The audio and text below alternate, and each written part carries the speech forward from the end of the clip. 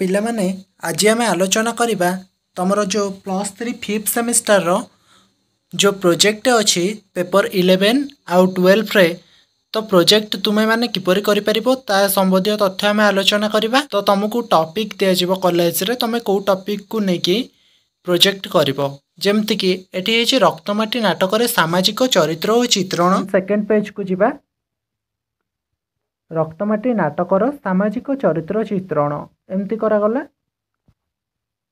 तापरे तुम जो टोटाल मार्क फास्ट रहिबो project preparation external internal average mark obtained एटा तुम मार्क दिया जिवो इन वर्ड एटा तुम खाली बास एमती करिवार अछि। एटा तुमको सार जेते बेले प्रोजेक्ट देखिकी तुमको मार्क देबे। तापरे घोषणा पत्र रे तुम एपरिका लिखि परिबो निजर नाम आ रोल नंबर। रक्तमाटी नाटकर सामाजिक चरित्र चित्रण नामक निबंधटी मोर स्नातक कला ओडिया भाषा सम्मान विभागर पाठ्यक्रम पंचम पर्याय मूल पाठ्यक्रम सम्मान पत्र 11 निमंते प्रस्तुत कली एपरि भाव लिखिबो घोषणा पत्र रे। तापरे दिग्दर्शक प्रमाण पत्र लिखिबो।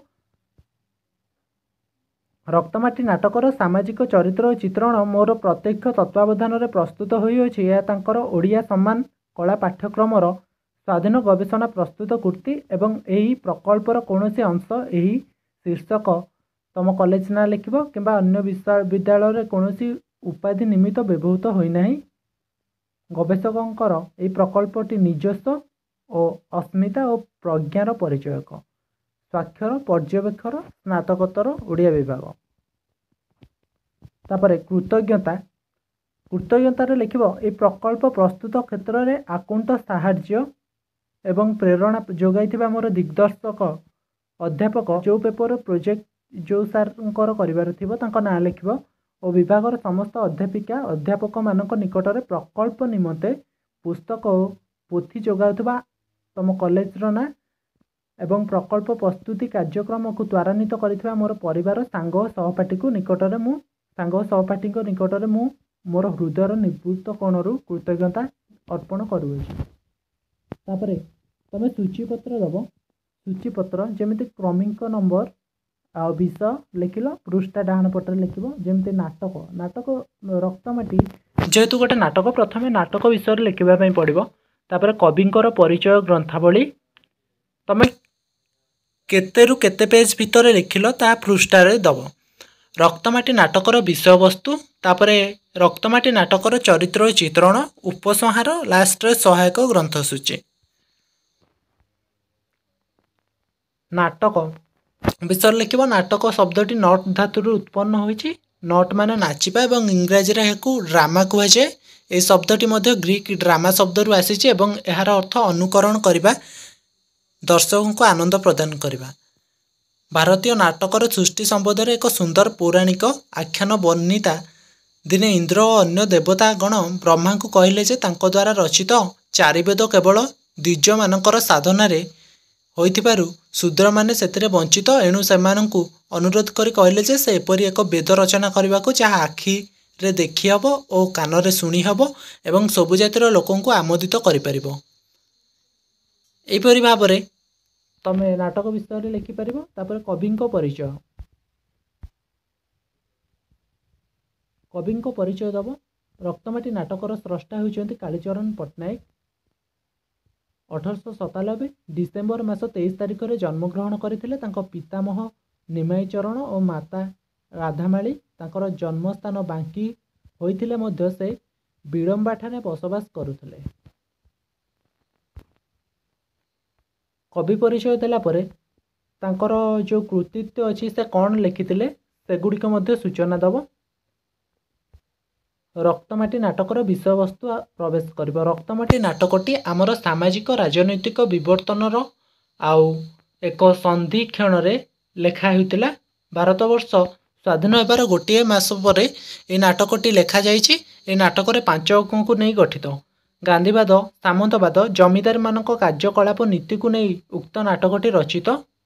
जेमती सेठ गंगाराम जने पुंजीपति सेटा पिले माने सेठ गंगाराम हबनी सेठ गंगादास जने पुंजीपति अलेख सेठ गंगाराम को अलेख सेठ गंगादास को आमंत्रण करिछि गाँव में मिलटे निर्माण पाई ଗାଁର ସରଳ ନିରୀହ ଲୋକମାନଙ୍କର ଘର ଢିହ ଠକିକି ସେମାନେ ମିଲ୍ ବସାଉଥିଲେ। ରକ୍ତମାଟିର ବିଷୟବସ୍ତୁ କହିବାକୁ ଗଲେ ଏଠି ରହିଲା। ତାପରେ ରକ୍ତମାଟି ନାଟକର ଚରିତ୍ର ଚିତ୍ରଣ।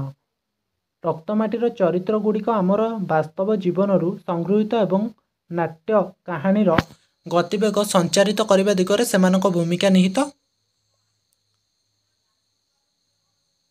ଚରିତ୍ର ଚିତ୍ରଣ କଲ, ଯେମିତି ବିଜୟ ଚରିତ୍ର ପ୍ରଥମେ ଦେଲ। ରକ୍ତମାଟି ନାଟକର ମୁଖ୍ୟ ଚରିତ୍ର ଭାବେ ବିଜୟ ପରିଚିତ। ବିଜୟ ଆବେଗ ପ୍ରବଣ ମଣିଷ, ଧ୍ୱଂସ ଓ ବିପ୍ଳବର ସୃଜନ ମହାମନ୍ତ୍ରରେ ଅଭିଷିକ୍ତ ହୋଇଛି ତାର ଲେଖନୀ। ସେ ଅସବର୍ଣ୍ଣ କନ୍ୟା ଲତାକୁ ଭଲ ପାଇଛି। ଏଥିରେ ତାର ପ୍ରତାରଣା ନାହିଁ କିମ୍ବା ଗୋପନୀୟତା ନାହିଁ। ତେଣୁ ଗ୍ରାମ ସଂଗଠନ, ନାରୀ ମଙ୍ଗଳ ଆଦି ଜନହିତକର କାମ ପାଇଁ ସେ ଲତାକୁ ସାଙ୍ଗରେ ନେଇ ବୁଲୁଛି।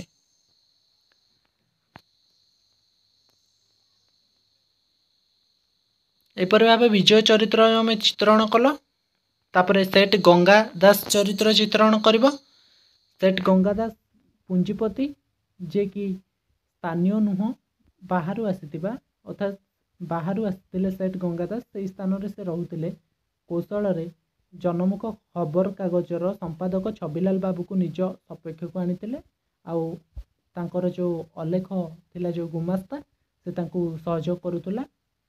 ଏପରି ଭାବେ ସେଠ୍ ଗଙ୍ଗା ଦାସର ଚରିତ୍ର ଚିତ୍ରଣ କଲ।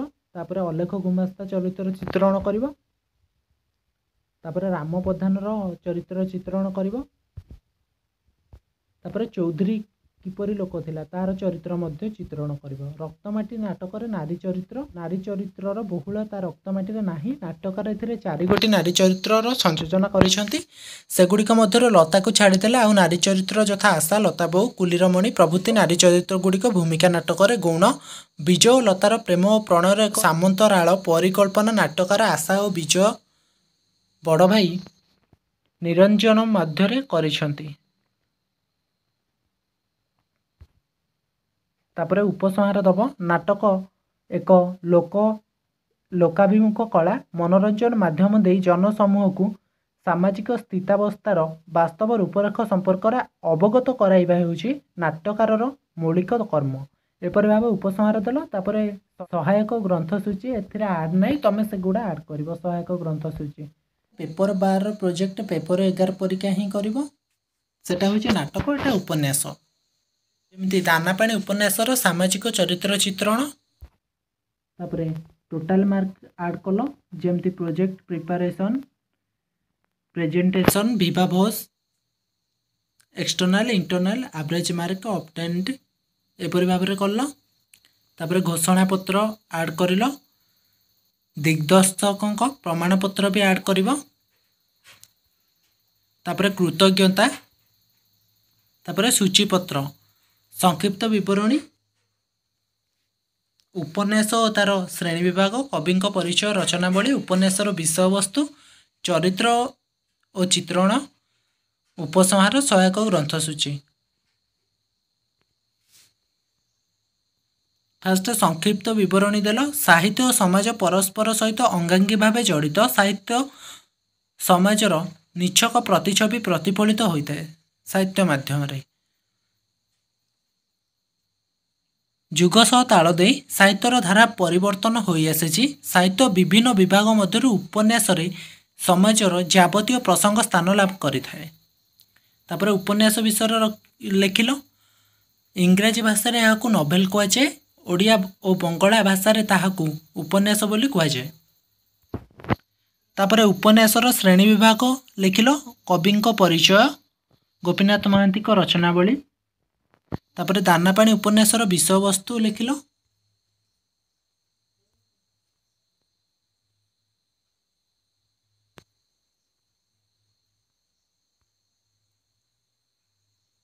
ତାପରେ ଦାନାପାଣି ଉପନ୍ୟାସର ଚରିତ୍ର ଚିତ୍ରଣ। ସେଠି ବଳିଦତ୍ତ ଚରିତ୍ର ରହିବ। ସରୋଜିନୀର ଚରିତ୍ର ମଧ୍ୟ ଚିତ୍ରଣ କରିବ। ଯେତେ ବି ଚରିତ୍ର ଅଛି ତା ଚିତ୍ରଣ କଲ। ତୁମକୁ ଯେତିକି ଇମ୍ପୋର୍ଟାଣ୍ଟ ଲାଗିଲା, ଯେହେତୁ 20 ମାର୍କର ପ୍ରୋଜେକ୍ଟ, ତ ବେଶୀ ଲମ୍ବା କରିବା ବି ଆବଶ୍ୟକ ନାହିଁ। ଉପସଂହାର ଦେଲ। ଗୋପୀନାଥ ମହାନ୍ତି ସମାଜ ସଚେତନ ଶିଳ୍ପୀ। ପ୍ରତ୍ୟେକ ଉପନ୍ୟାସରେ ଚରିତ୍ରମାନେ ବାସ୍ତବବାଦୀ। ଏପରି ଭାବେ ଉପସଂହାର ତୁମେ ଦେଲ। ତାପରେ ସହାୟକ ଗ୍ରନ୍ଥସୂଚୀ ଆଡ଼୍ କରିବ। तो तुम जमी नोट करुच ताठारु किछि बड़ हम प्रोजेक्ट जेहेतु 20 मार्कर एत बड़ भी करवा दरकार नहीं